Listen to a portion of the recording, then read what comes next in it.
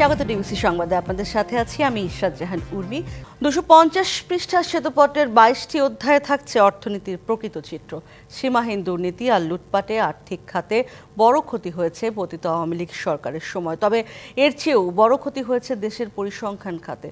2014 সালে একতরফা নির্বাচন করে দ্বিতীয় দফায় ক্ষমতায় এসে অর্থনীতিকে ভালো দেখানোর চেষ্টা করে শেখ হাসিনা সরকার, আর সেজন্য মূল্যস্ফীতি, মাথাপিছু আয় এবং জিডিপি প্রবৃদ্ধি সহ গুরুত্বপূর্ণ তথ্যে মিথ্যার আশ্রয় নেয় শেখ হাসিনা সরকার।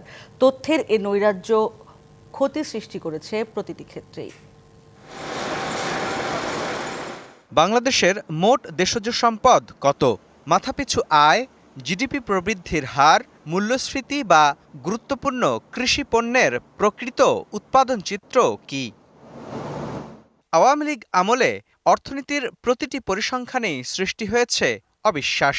বিগত দিনে মিথ্যা তথ্য দিয়ে দেশের অর্থনৈতিক সাফল্য তুলে ধরার অপচেষ্টার কারণে প্রতিটি ক্ষেত্রেই এখন দেখা দিয়েছে বিশ্বাসযোগ্য তথ্যের অভাব। বিশ্লেষকরা বলছেন, তথ্য নৈরাজ্য অর্থনৈতিক ব্যবস্থাকে ক্ষতিগ্রস্ত করেছে, বন্ধুর করেছে আগামীর পথকেও।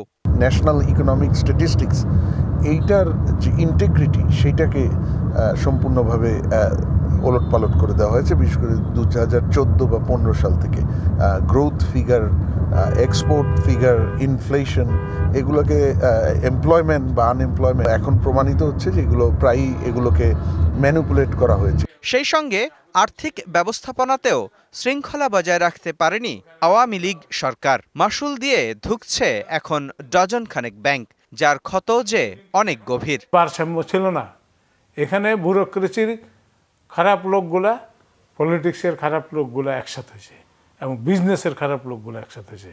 একটা ব্যাংকিং কমিশন সেটা হওয়া উচিত, এবং এটা ব্যাংকিং কমিশন হলে এটা ওয়ান কাইন্ড অফ কোর্টের মতন কাজ করবে। স্বৈরাচারী শাসনামলে গুরুত্বপূর্ণ পরিসংখ্যান, অর্থ পাচার, ব্যাংক লুট, গুরুত্বপূর্ণ সরকারি দফতরের দুর্নীতিতে নিমজ্জিত অর্থনীতির চাকা কতটা খাদের কিনারায় চলে গেছে তা জানা যাবে রবিবার শ্বেতপত্র প্রণয়ন কমিটির প্রতিবেদন প্রকাশের পর। মুস্তফা মাহবুব, ডিবিসি নিউজ, ঢাকা।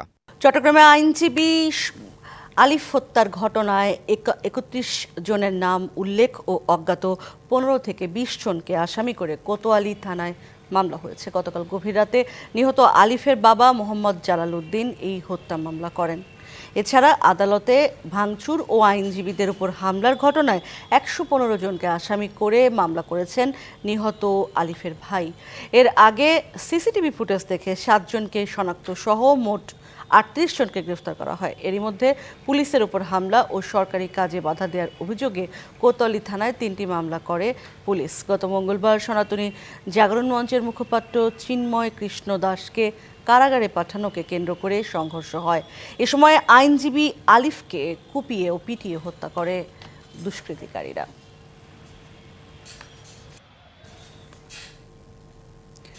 সনাতনী জাগরণ জোটের মুখপাত্র চিন্ময় কৃষ্ণ দাসের গ্রেফতারকে ভুলভাবে ব্যাখ্যা করা হচ্ছে বলে জাতিসংঘকে জানিয়েছে বাংলাদেশ। সুইজারল্যান্ডের জেনেভায় 2 দিনব্যাপী জাতিসংঘের সংখ্যালঘু বিষয়ক ফোরামের 17তম অধিবেশনে বাংলাদেশের পক্ষ থেকে এই অবস্থান তুলে ধরা হয়। জাতিসংঘ ও জেনেভায় অন্যান্য আন্তর্জাতিক সংস্থায় বাংলাদেশের স্থায়ী প্রতিনিধি রাষ্ট্রদূত তারেক মোহাম্মদ আরিফুল ইসলাম শুক্রবার রাতে এক বিবৃতিতে কথা জানান। বলেন, ফোরামে বক্তব্যে কয়েকজন বাংলাদেশের সংখ্যালঘুদের ওপর নির্যাতন হচ্ছে বলে অভিযোগ করেন। এ সময় চিন্ময় কৃষ্ণ দাসের গ্রেফতার নিয়েও অভিযোগ করা হয়। এ বিষয়ে আরিফুল ইসলাম বলেন, নির্দিষ্ট অভিযোগের ভিত্তিতেই চিন্ময় দাসকে গ্রেফতার করা হয়েছে। বিষয়টি আদালতের মাধ্যমে মীমাংসা করা হচ্ছে বলেও উল্লেখ করেন তিনি। আরিফুল ইসলাম আরও বলেন, দুর্ভাগ্যবশত বাংলাদেশের জনগণ যখন ধর্মীয় সম্প্রীতির দৃষ্টান্ত স্থাপন করছে, তখন অতিরঞ্জিত, ভিত্তিহীন ও বানোয়াট প্রতিবেদন প্রকাশ করে একটি স্বার্থান্বেষী মহল বিভ্রান্তি ছড়িয়ে দিচ্ছে। লন্ডনের উদ্দেশ্যে ঢাকা ছেড়েছেন বিএনপি মহাসচিব মির্জা ফখরুল ইসলাম আলমগীর। 10 দিনের সফরে তার স্ত্রী রাহাত আরা বেগমকে সঙ্গে নিয়ে সকাল 8টা 20 মিনিটেই ফ্লাইটের ফ্লাইটে ঢাকা হজরত শাহজালাল আন্তর্জাতিক বিমানবন্দর ছাড়েন তিনি। লন্ডনে দলের ভারপ্রাপ্ত চেয়ারম্যান তারেক রহমানের সঙ্গে বিএনপি মহাসচিবের সাক্ষাতের কথা রয়েছে। এছাড়াও বিভিন্ন অনুষ্ঠানে যোগ দেওয়ার কথা রয়েছে বিএনপি মহাসচিবের। সেখান থেকে 11 ডিসেম্বর তার ঢাকায় ফেরার কথা রয়েছে। মির্জা ফখরুল ইসলাম আলমগীর দেশে ফেরার পর দলের চেয়ারপারসন খালেদা জিয়া চিকিৎসার জন্য লন্ডন যেতে পারেন 13 ডিসেম্বর। ডিবিসি সংবাদে নিচ্ছে একটা বিরতি, সঙ্গে থাকুন। স্বাগত আরও একবার ডিবিসি সংবাদে। কিশোরগঞ্জের ঐতিহাসিক পাগলা মসজিদের দান বাক্সে মিলেছে রেকর্ড পরিমাণ 29 বস্তা টাকা। এছাড়াও রয়েছে বিপুল পরিমাণ স্বর্ণালংকার ও বিদেশি মুদ্রা। টাকার গণনার কাজ চলছে। দিনভর টাকা গণনা শেষে এসব টাকা রাখা হবে রূপালী ব্যাংকের পাগলা মসজিদের নিজস্ব হিসাবে। সকালে মসজিদ কমিটির সভাপতি ও জেলা প্রশাসক ও পুলিশ সুপারের উপস্থিতিতে দানবাক্সগুলি খোলা হয়। মসজিদের মেঝেতে বসে টাকা গণনার কাজ করছে 277 জন মাদ্রাসা ছাত্রসহ প্রায় 70 জন ব্যাংক কর্মকর্তা। এর আগে গত 17 আগস্ট দানবাক্স খুলে পাওয়া গিয়েছিল 7,22,13,046 টাকা। এই মসজিদে সঠিক নিয়তে মানত করলে রোগবালাই দূর হওয়া সহ বিভিন্ন মনোবাসনা পূর্ণ হয়, এমন বিশ্বাস থেকে দেশের বিভিন্ন এলাকা থেকে সকল ধর্মের মানুষ প্রতিনিয়ত মানতের নগদ অর্থ, স্বর্ণালংকার, বৈদেশিক মুদ্রা, ছাগল, হাঁস মুরগি সহ বিভিন্ন সামগ্রী দান করে থাকেন। মেরিল পেট্রোলিয়াম জেলির সৌজন্যে এবারে জানাবো শীতের গল্প। টানা 5 দিন ধরে মৌসুমের সর্বনিম্ন তাপমাত্রা রেকর্ড করা হয়েছে দেশের সর্বোত্তরের জেলা পঞ্চগড়ের তেঁতুলিয়ায়। আজ সর্বনিম্ন তাপমাত্রা রেকর্ড করা হয়েছে 10.3 ডিগ্রি সেলসিয়াস। সকাল থেকে জেলা জুড়ে কুয়াশার দেখা না মিললেও হিমালয় থেকে বয়ে আসা হিমেল বাতাসে শীতের তীব্রতা অনুভূত হয়। বেলা বাড়ার সাথে সাথে সূর্যের দেখা মেলায় শীতের তীব্রতা কমতে থাকে। শীত উপেক্ষা করে গায়ে গরম কাপড় জড়িয়ে কাজের সন্ধানে বের হয়েছে শ্রমজীবী মানুষেরা। তবে বেলা গড়িয়ে বিকেল হতেই জেলায় প্রতিদিনের মতো শুরু হয় শীতের তীব্রতা।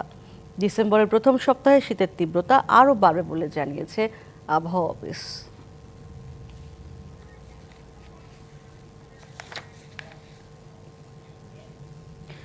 কুষ্টিয়ার ইসলামী বিশ্ববিদ্যালয়ের সন্ধ্যা নামতেই ভিড় বেড়ে যায় ক্যাম্পাসের পিঠার দোকানগুলোতে। হিম বাতাসের সঙ্গে গরম গরম ভাপা বা অন্য কোনো পিঠা খেতে জড়ো হন শিক্ষার্থী সহ কর্মকর্তা কর্মচারীরা। শীতের সন্ধ্যায় কুষ্টিয়া ইসলামী বিশ্ববিদ্যালয়ের জিয়ামুর এলাকায় পিঠা বিক্রির ধুম। স্থায়ী ও মৌসুমী বিক্রেতারা সাজিয়েছেন ভাপা ও চিতই সহ নানা ধরনের পিঠার পসরা। হিমেল বাতাসের সঙ্গে পিঠার স্বাদ পেতে প্রতিদিন সন্ধ্যায় শিক্ষার্থী সহ আরো অনেকে ভিড় করছেন দোকানগুলোতে। সবকিছুর দাম খুব সুলভ মূল্যে পাওয়া যায়। এখানে দেখা 2 টাকা সিঙ্গারা পাওয়া যেতেছে, তারপরে গুলগুলা 5 টাকা, অনেক কম দামের মধ্যে পাওয়া যায়। তো ক্যাম্পাসে এসে এটা খেতে পেরে অনেক ভালো লাগতেছে। ভালো বেচা কেনায় খুশি বিক্রেতারাও, হচ্ছে বাড়তি উপার্জনও। এই ভাপা পিঠা বানায় আর এই চিটে পিঠা, 2 রকম পিঠাই খালি। ভিড় এই সন্ধ্যার দিকতে ভিড় হয়, 3টের দিকতে, রাতের দিকে 10টা 11টা 12টা পর্যন্ত হয়। DBC news desk. সংবাদ এই ছিল এখনকার মতো। ডিবিসি নিউজের সংবাদগুলো পড়তে ভিজিট করুন dbcnews.tv আর ভিজিট করুন ডিবিসি নিউজের ফেসবুক পেজ এবং ইউটিউব চ্যানেল। সঙ্গে থাকুন।